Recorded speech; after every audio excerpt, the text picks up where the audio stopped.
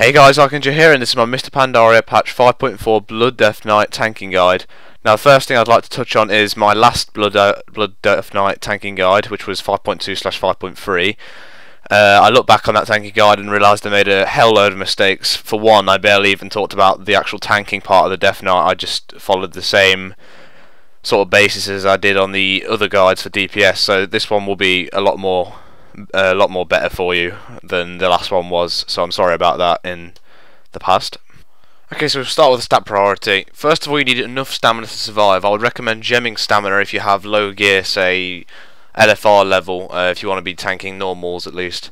And enough stamina is up to you really. When you know, personally I'll go with when I get say 540 IM level should be enough to survive in a normal raid, maybe 545, maybe a bit more for you, maybe a bit less, but that's how much I feel comfortable with when I start stacking stamina and when I start stacking mastery instead. But anyway, stamina mastery, hit an expertise to 7.50%, then you want to be going dodge and parry, and you can get some haste if you wish. Say you have a 530 piece or something, and you can upgrade to a 540 piece from flex, and you got that as DPS and it gives mastery and haste. You can take that because you will get extra stamina and extra mastery from that, so you can get DPS gear in some circumstances. As for your gems in your meta socket, you want to be going for austere primal diamond, and if you've got the legendary gem, the indomitable primal diamond, then go for the legendary gem. It's much better. For your prismatic slot, you want to be going for fractured sun's radiance, which is pure mastery. Same with the yellow slot, you want to be going for fractured sun's radiance, again pure mastery. For your blue, you want to be going for a puissant wild jade, which will give stamina and mastery, so it's very good, that one. And for red, you want to be going for either fine vermilion onyx or keen vermilion onyx. If you're expertise capped, you want to be going for the parry instead of the expertise. So moving on to your enchants, we'll start off with shoulders and legs. For legs you need iron scale leg armor from a leatherworker, and shoulders you need greater oxhorn inscription from a scribe. For your cloak you want to be going for greater protection, chest you want to be going for superior stamina, braces you'll be going for mastery, gloves you'll be going for superior mastery, and boots you'll be going Pandaria and step, which will give mastery and a bit of movement speed.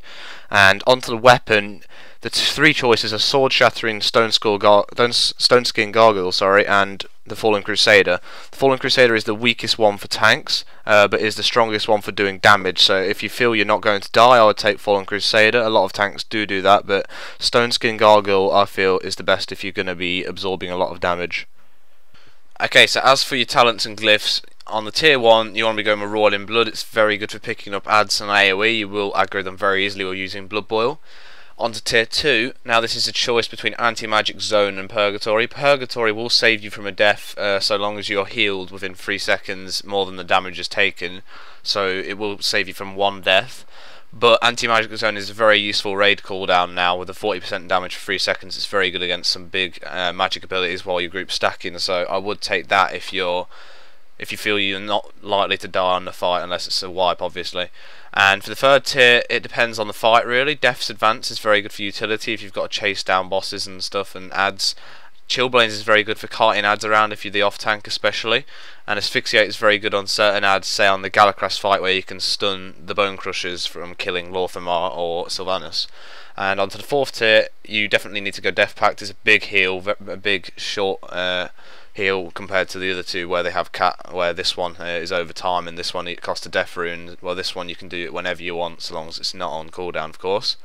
On the 5th tier I would go with Blood Tap because that makes, I'll come on to this later, but you want to always keep a Blood Tap ready to activate Rune Tap, so you can always have Rune Tap ready and you can use up all your runes without worrying, so long as you have Blood Tap, of course. The other two are more random, so it's not so good for a Death Knight.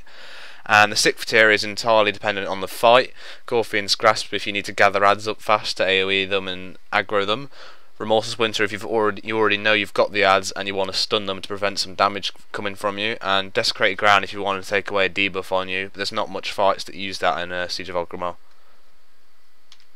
There are many useful glyphs for a Blood Death Knight. Anti-Magic Shell is the first one that we can see that's very useful.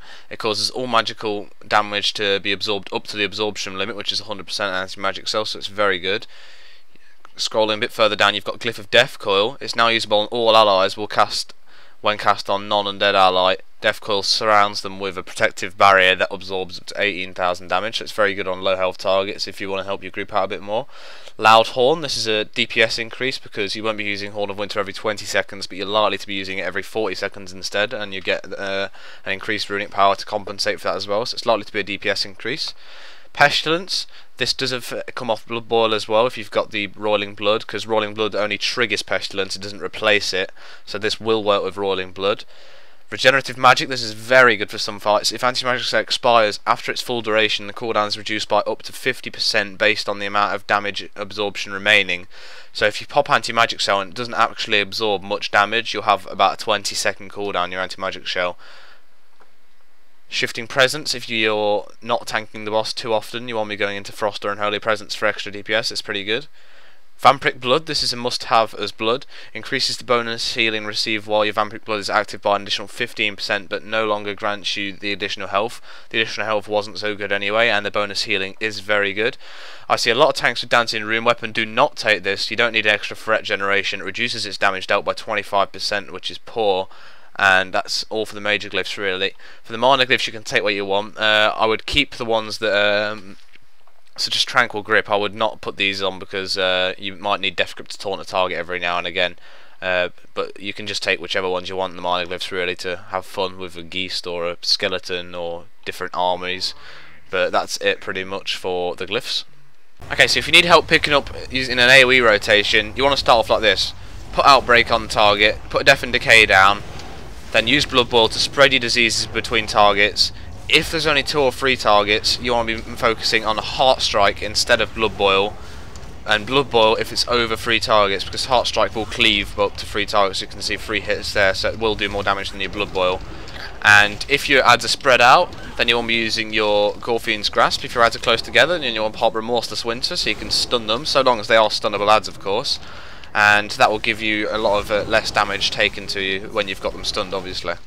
And that's pretty much it for the AOE rotation. Remember, if you've got any loose ads, pick them up with either Dark Command or Death Grip.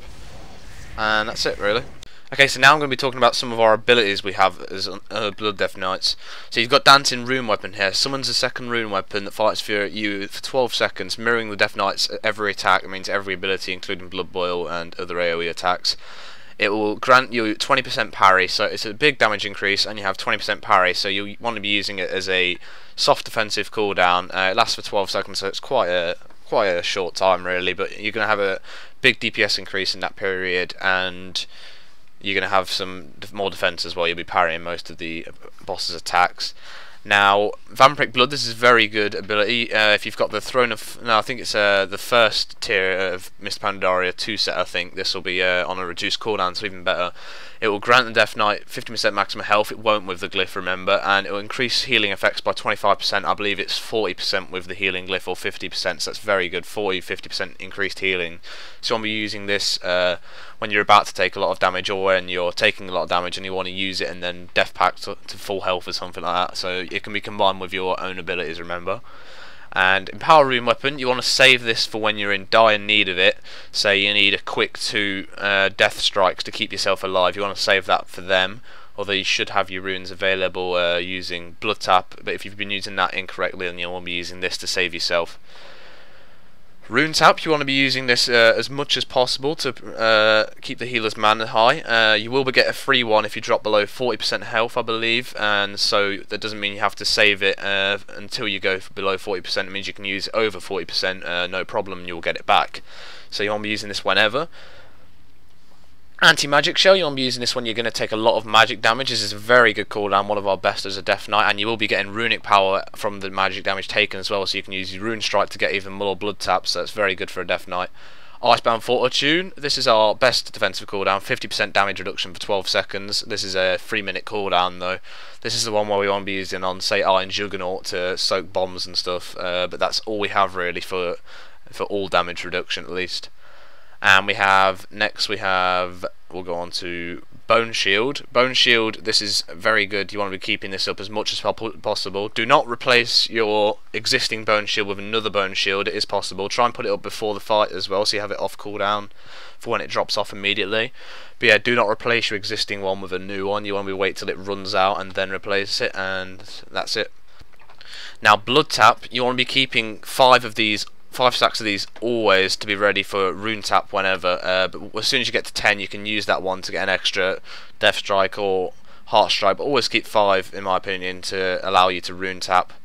And we have, that's pretty much it for the Blood Deathknight cooldowns actually. We have certain interrupts like Strangulate or Asphyxiate, Arcane Torrent if you're a Blood Elf. You've got Dark Simulacrum. I will be doing a guide on that and what fights you can use it on very soon actually. I won't include that in this video.